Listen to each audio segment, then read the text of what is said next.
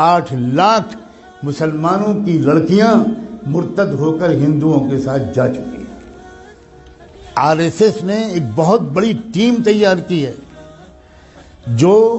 اپنے ہندو نوجوانوں کو 3 یا 6 مہینے کی ٹریننگ دیتے ہیں،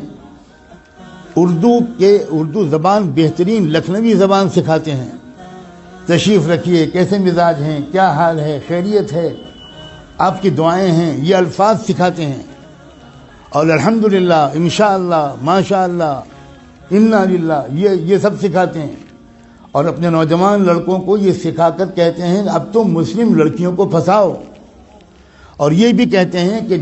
ایک لڑکا اگر کسی مسلم لڑکی کو اس نے مرتد کر لیا تو 2.5 لاکھ کا چیک تو اسی وقت ملے گا، ذاتی مکان اس کے نام کا ہم دیں گے اور جاب دیں گے۔